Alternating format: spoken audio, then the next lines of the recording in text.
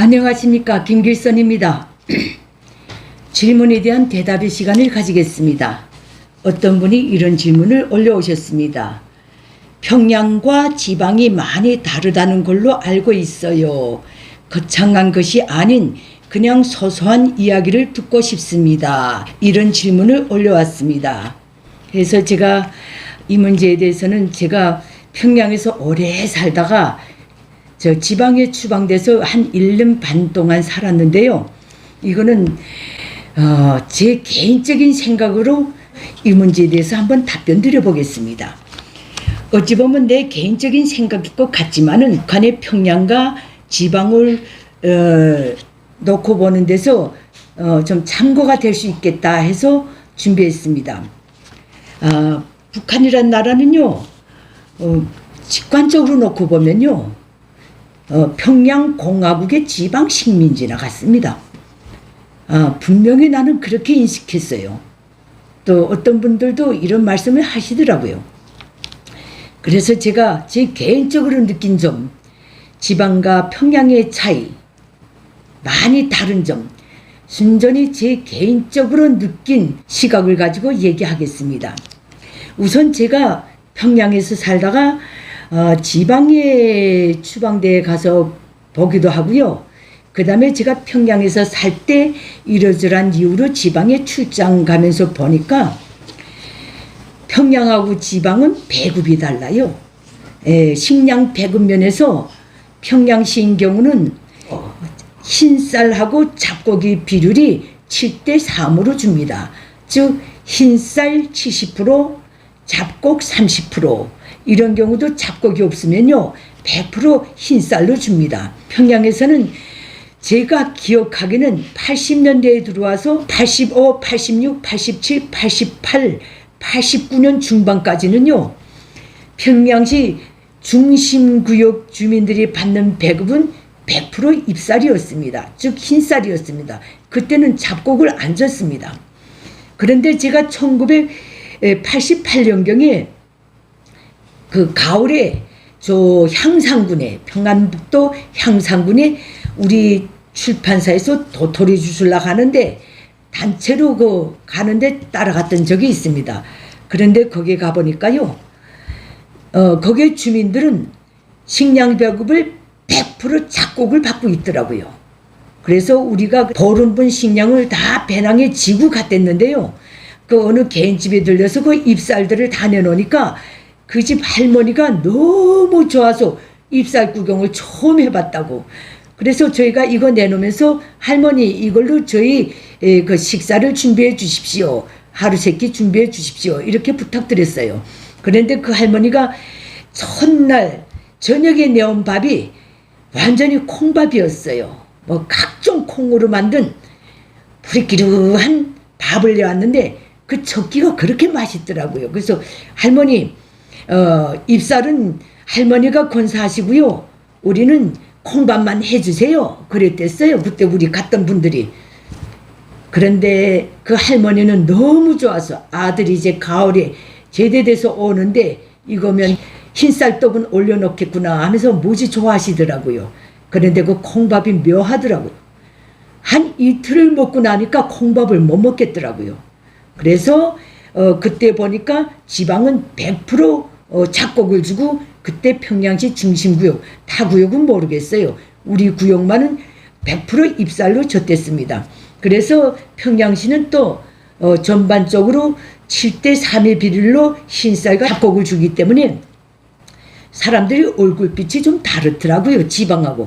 지방은 가무잡잡하고 이게 얼굴에 기름기가 없는데 어떻게 내가 보기에는 평양 사람들은 얼굴에 기름기는 있더라고요. 이게 배급과 관련되는지는 모르겠는데 어쨌든 그랬어요. 그러니까 평양 사람이 지방에 나가면 저 사람이 평양 사람이라는 거 피부만 봐도 딱 알게 돼 있습니다.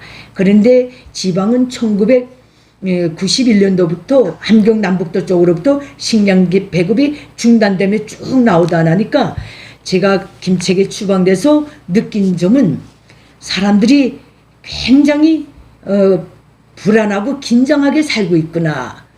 말하자면 한 끼 한 끼 떼대끼라고 그러는데 한 끼 한 끼 벌이를 위해서 사람들이 굉장히 불안하고 긴장하게 안착을 못하고 살고 있더라고요. 그러나 평양은 배급제가 있는 걸로 해서 평양 시민들은 대체적으로 안정되어 있습니다. 이런 문제가 다르더라고요. 제가 또 느낀 거는 이 지방에 나가면 유언비어가 많아요. 평양에는 유언비어가 없습니다. 아예. 다 제때 이렇게 교시, 지시, 수령, 족속의 의지들 받고 사상학습, 정치학습 체계가 딱 자리 잡아 있고 서로 발언을 주의하기 위해서 노력하기 때문에 일제 평양시에서 사는 사람들은 유언비어를 모릅니다. 그런데 제가 지방에 나가보면요. 참 유언비어가 많습니다. 어느 지역을 가봐도 평양에서는 도무지 들을 수 없는 그런 유언비어들이 많이 돌더라고요. 제가 김책이 추방됐을 때 보니까 그때 제가 김책시 인민위원회에 무슨 일이 있어서 갔었는데 그때 그 청사 마당에 나름 간부들이 모여가지고 이게 담배를 피우면서 얘기하는데 북한의 미사일에 대해 얘기 나누더라고요. 우리나라 미사일은 너무 멋있고 너무 세고 해서 중국하고 북한이 미사일 경쟁이 붙었는데 저 남중국에 어느 섬을 넣고 저 섬을 없애버린다면 북한이 미사일을 쏴서 없애버린다면 중국이 또 뭘 주겠다고 그러고 중국이 그 미사일을 없애버린다면 또 북한이 뭘 하겠다고 이런 약조를 했는데 진짜 쏴보니까 중국 미사일은 그 섬을 없애지 못했는데 북한 미사일은 그 섬을 없앴더라. 이게 어디서 출처불명한 이런 유언비어들 있지 않습니까? 제가 옆에서 듣다가 너무 어이가 없어서 한마디 툭 쏴주려고 그러다가 그냥 아이고 그런 희망이라도 살아라 하고 그냥 지나쳤습니다. 자전 굉장히 지방 주민들은 굉장히 순진해요. 평양 시민들은 다 그런 유언비어를 아예 믿질 않거든요. 입에 담지도 않거든요. 근데 지방 사람들은 그건 믿더라고요. 그런 유언비어들을. 여기서 놓고 볼 때 이게 문제가 있구나. 이 지방에 이런 유언비어가 있다는 것은 평양시와 같은 주민관리 시스템이 작동을 안 하고 있구나. 이 점에 대해서 제가 느꼈습니다. 다음 제가 평양하고 지방이 많이 다르다는 것을 느낀 거는 평양 시민들은 균을 위반하지 않습니다.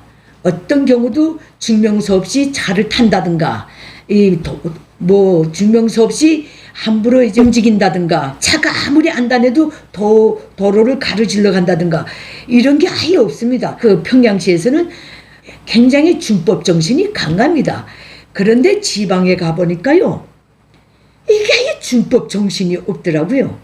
북한 주민, 평양 시민들은 통행증이 없으면 기차를 탈 생각을 아예 안 하는데 지방 인민들은 그런 개념이 없이 통행증이 없어도 무서운 기차를 타더라고요.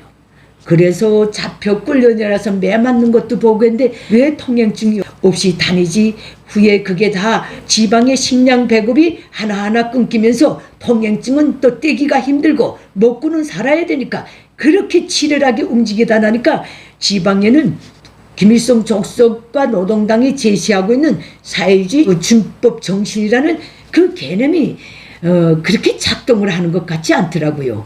평양 시민들은 준법 정신이 있는데 지방 사람들은 준법 정신을 지키고는 살 수가 없기 때문에 그러했던 것 같습니다.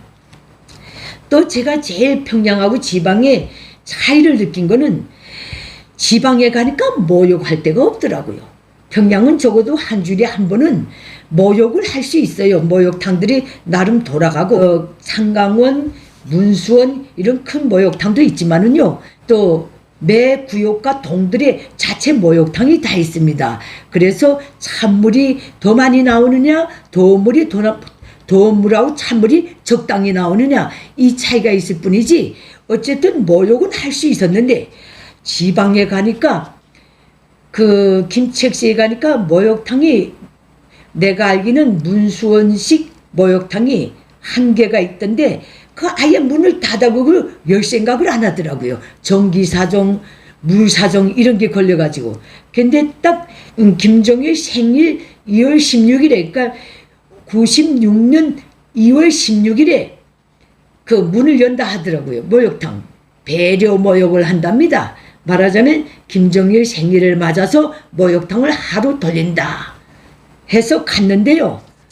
사람이 찾아오는 사람도 없더라고요. 다 식량 굴비 나가 돌아다니고 목욕할 생각을 못하는지 여유가 없는지 목욕탕이 텅텅 비어서 찬물만 나오는 목욕탕에 가서 한 서너 명이 목욕했던 기억이 납니다.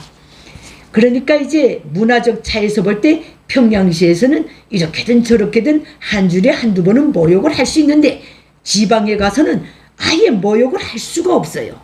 그 사회 봉사시설에서 목욕탕들이 다 있는데 이게 아예 가동을 안 하니까 저도 김책에 가서 목욕을 못했던 것 같아요. 못한데도 그렇게 너무 사는 게 긴장하다 나니까 목욕을 못했다는 그런 어떤 이 말하자면 부담감이 별로 느껴보지 못했습니다. 그 다음에 이제 평양하고 지방의 차이를 또 제일 큰 걸 하나 보자면요. 저는 평양시에서 살면서 이 빈대 이런 걸 보질 못했습니다. 60년대에 우리 어머니가 내 머리에 썩해를 잡아주던 기억이 있지 그 다음에 빈대는 그때도 본 기억이 별로 없습니다. 근데 평양에는 이렇게 이하고 빈대가 없는데 나름 그러니까 위생 문화 사업이 관리되고 있었다는 겁니다. 이야 지방에 가니까요 이 빈대 이게 장난이 아니더라고요. 기차를 타도 빈대가 사람을 괴롭히지 어디가 역전에 어느 의자에 앉아도 빈대가 다 기어나서 사람을 물어뜯지요. 이야 이 차이가 정말 택도 없이 이하고 빈대에 시달렸습니다. 또 내가 거기서 느낀 거는 평양 파리하고 지방 파리가 좀 다른 것 같더라고요. 그래도 평양 파리는 파리채로 잡을 수가 있어요. 이 지방 파리는요 앉지를 않습니다. 에잉 하면 파리도 신경이 난 거예요. 먹을 게 없어. 파리 잡을 수가 없어요. 뭐 앉아야 때리 잡겠는데 앉지를 않아요. 파리도 못 먹어서 그랬던 것 같아요. 또 내가 평양에서 살다가 지방에 가보니까요. 저는 평양에서 30여 년간을 살았지만은 가정집에서 괜히 된장을 담그는 걸 못 봤습니다. 김치게 추방대 가니까 좀 여유가 있는 집들은 자체로 메주를 써가지고 된장을 담가서 쌉습더라고요. 굉장히 그게 그렇게 희귀했어요. 저는 된장 담그는 걸 처음 봤거든요. 그러니까 이제 평양은 된장 공급이 되고 또 이렇게 적게나마 대단하니까 평양에서는 또 된장 담그기 아마 힘들 거예요. 끝없이 불을 때문에 콩을 삶아야 되는데 평양에서 연료사정 석유 건너떼는 집들에서는 그렇게 메주를 쓸 수가 없어요.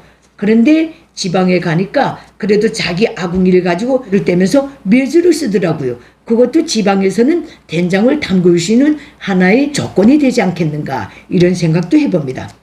또 이제 또 다른 점은요. 평양에서는 어느 화장실에 가나 개인 화장실이나 아파트 단체 화장실 공중 변소 같은 데 가면 다 깨끗해요. 청소 당번이 딱 있거든요. 다 그 주변 고주민들이 다 해요. 며칠 날은 어느 민반 몇 호실이 한다는 거 이게 다 정해져 있거든요. 그래서 어dim에 가도 공중 변소가 깨끗해요. 그런데 지방에 가니까 이 변소 관리를 잘하지 못해서요. 동네 마을 변소관들이 얼마나 어지러운지 우리가 1995년 12월 31일 날에 추방돼서 김책시에 가서 우리 딸은 며칠 동안 대소변을 못 봤어요.